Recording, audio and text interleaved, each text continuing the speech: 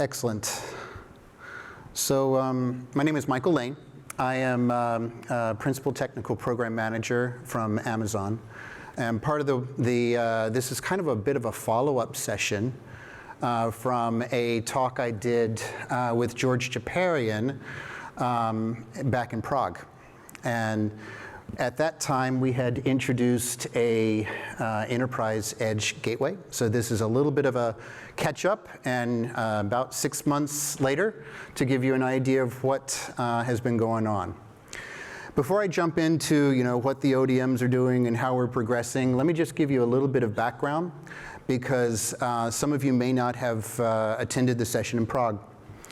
So one of the complexities that we have, at the edge is, primarily there's no standards. Today a lot of the focus for OCP and in general, a lot of the standards are based upon the hyperscale, the enterprise, the data centers. And at the edge, it requires a lot more devices. So one thing that we found as part of the physical stores business is we had to have core routers, we had to have aggregation routers, we had to have access routers or switches. We also had to have some WAN component, firewall functionality, some type of a security appliance. And then we also had to figure out, well, what happens if the site goes down? So we have to have some type of an out-of-band access, whether that be 5G, LTE, or even a separate WAN connection. So plus, there's a lot of environments. So I come from the retail environment, where we have a lot of physical stores, grocery stores, we call them just walkout stores. And as we look at other opportunities, and so for example, not only just retail stores, but as we look at other opportunities to grow into manufacturing, or growing into even distribution, warehousing, those types of things, it becomes a lot more complex. You have to create larger networks. But then you have to scale all the way down to a very small, let's take, for example, a Starbucks, right? What would you think that is in a Starbucks, is probably just one router, one switch, they just make coffee, right? But no, they don't. They actually have a whole lot more of a complex network there within the store, because now a lot of their devices are either PoE driven or IoT. They're also starting, some of these locations are starting to do IoT building management, so that they can control the environment within the store. So these are types of things where it becomes a whole lot more complex. So it requires a lot higher level of applications and solutions to be created. And we need an ecosystem around this. So one of the things that we did is we looked at this and we said, OCP is really looking at unleashing innovation, right? That's all a part of OCP is innovation unleashed. And creating that disaggregated hardware architecture is okay, especially if you want to leverage a single box or multiple boxes. But as soon as you go into multiple boxes, then you have to think about how do you manage those boxes. We need to simplify. And that was one of the things that kind of drove us to the Enterprise Edge Gateway. One of the other things that we wanted to really accomplish is modularity.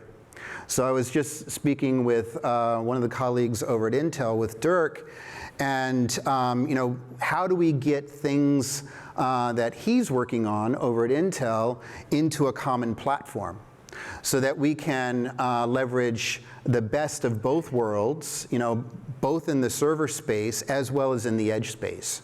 So this is where the modularity comes in.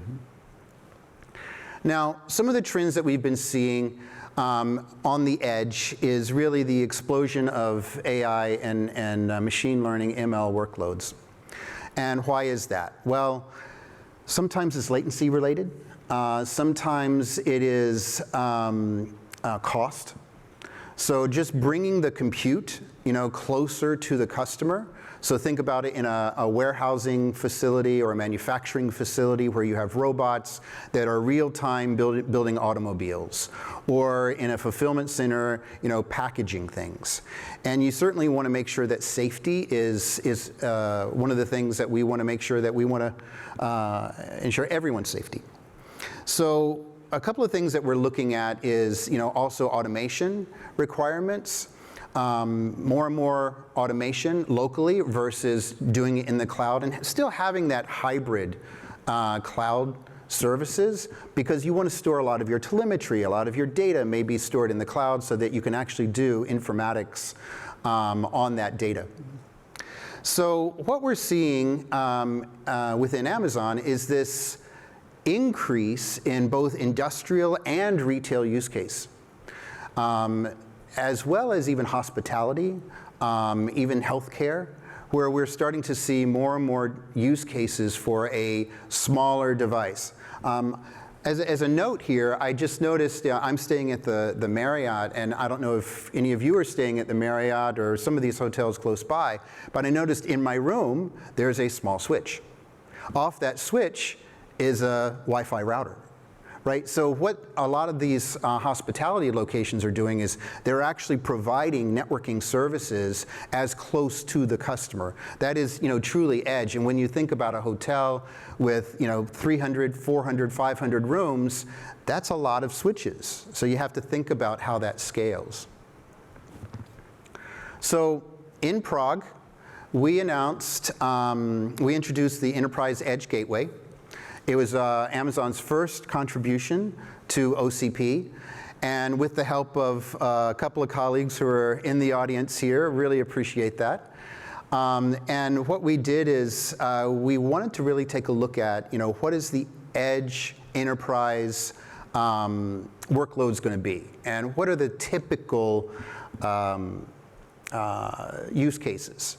So first of all, we know we needed a WAN. We needed some connectivity, whether it be SD-WAN or Direct Connect or even Wi-Fi LTE, those types of connectivity. The other one is we knew we had to have some type of a capability of securing the local network through SASE or firewall. Of course, zero trust network access is something that's super important for us as well. And then even local caching. So why is local caching important? Well, if you have, say for example, you have cameras, but those cameras need to be updated. The firmware needs to be updated. Well, you can actually just download the firmware update from the cloud once to a local switch or a local storage device, and then actually fan that out to all the cameras, rather than each camera going back through the cloud and downloading the firmware. So that's just one example. And then providing connectivity to additional devices, like I already mentioned, cameras, but you can also consider badge readers, things that are typical in a store, or even coffee makers. A lot of things are now moving to PoE and to IoT type devices. So what does the hardware specification look like? We kind of debated on this, whether we make this a set-top, like a desktop type device, or if we're going to do a rack mount. I think to align better with the OCP specifications, we decided to move forward with the rack mount solution. But what you'll see is that some of the suppliers have created a derivative, which I think is super innovative, and I think that's the type of innovation we need here within OCP. It has up to 48 ports of RJ45 multi-gig, so it could be 1 gig, 2.5 gig, or 5 gig ports. Also supporting up to 4 SFP ports, up to 10 gig, or 25 gig actually. And then a couple of things around PoE is we wanted to make sure that the platform was modular. So we ensured that for the PoE support, that we're able to support 30 watts, 60 watts, and even up to 90 watts by just simply changing out the power supplies. So the PoE controllers themselves are adaptable up to PoE++, but based upon the power supply and the combination of power supplies, you can either support PoE Plus all the way up to 90 watts of PoE++ Type 4.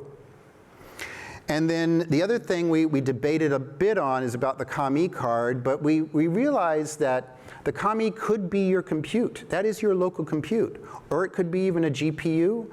If you want to do inference, you want to do local AI workloads, you want to do inference.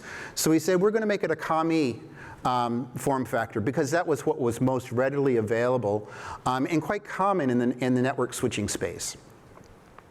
And then cellular, it's not very common necessarily to have Wi-Fi and cellular in the same box. And we have found a few little learnings around the Wi-Fi side. One is Wi-Fi 6, 6E, 7. There's a lot of internal debate on which one is going to be adopted, which one should we move forward with. Plus, the location of the switch isn't necessarily optimal. So we're rethinking about what we had originally specified with the Wi-Fi module.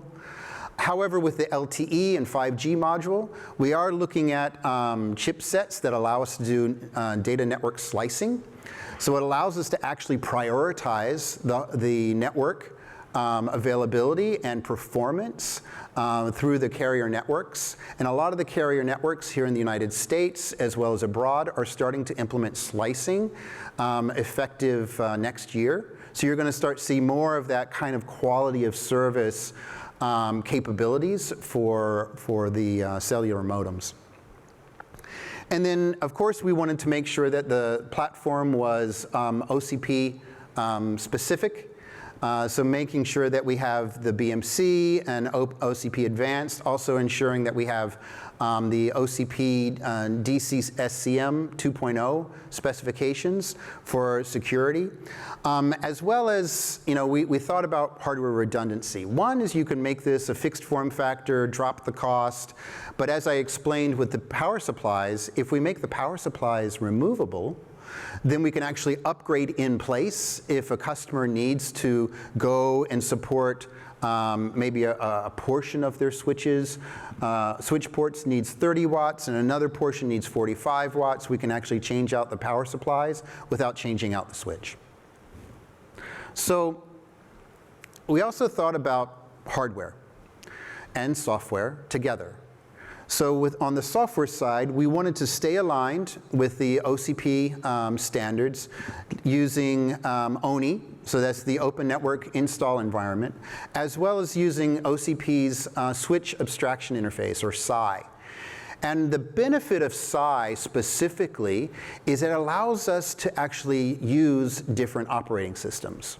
So as you know, Sonic and Dent are both Linux Foundation-based operating systems. So if you haven't gone to either the Sonic, I think the Sonic Mini Summit was yesterday. Today is the Dent Mini Summit.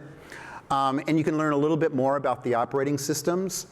But it also opens up to other SAI-based operating systems. So it's not really locked in to just Sonic or Dent. We only mention them here because they are probably some of the most familiar operating systems.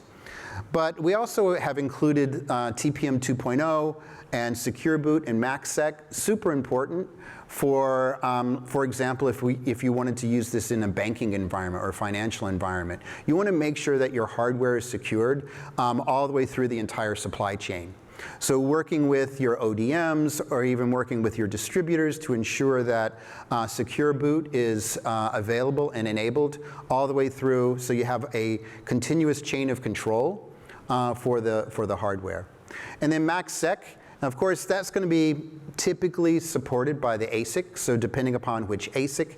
And you'll notice in the specification we did not specify which ASIC. There are multiple ASIC suppliers that could actually do this. And in some of the solutions that we've received, they have some different ASICs supplied. So I do encourage you to ask questions about that, because that's kind of an area where if we're depending upon SAI, you're kind of limited to the ASIC suppliers. So the community has taken action. And when I say the community, I really am referring to the ODM community, but also the SI community. I'm starting to see a lot more interest in enterprise features. So for example, SI has been kind of synonymous with SONiC, and SONiC doesn't necessarily have all of the enterprise features. For example, it may not have auto negotiation for a 1 gig port, right? Or PoE support, unless you start doing private SI extensions. But what we really want to see is we want to see these SI extensions and SI parameters actually embedded in the community. And we don't want to see a lot of these private extensions. So that's one of the things that we're trying to drive as well. So the first ODM to actually show us a switch is Celestica. So Celestica announced also at Prague their compliant specification. So they had, they're actually a little bit of ahead of some of the other suppliers, but they've been working on this for a while.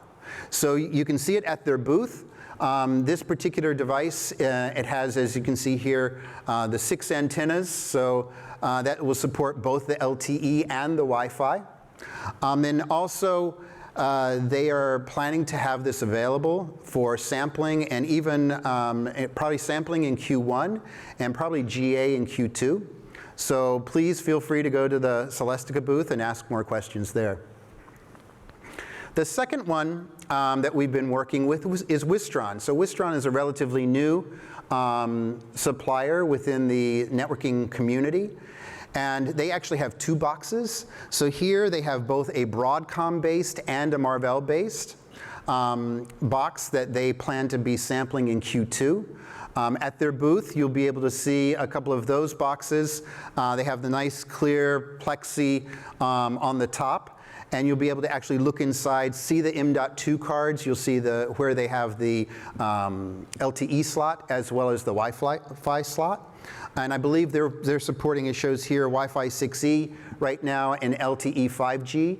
So this is an early adoption of 5G. I think the later 5G chips that will be supporting full network slicing will be coming out around Q2, Q3 of next year. And then the other thing is you'll notice here with their hot swap PSU design, they are supporting 2,000 watt, 1,600 watt, and 920 watt power supplies. The advantage here is you can scale up from PoE Plus at 30 watts per port all the way up to 90 watts per port. And then finally, MICUS Networks, or MICUS Networks, I apologize, formerly Radgil Networks.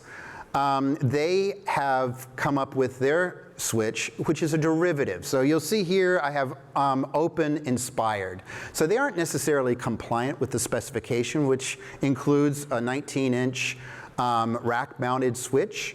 But what they've come up with is something I think is quite innovative, and that is a desktop version of the switch. Something that might be really a great advantage for an ISP.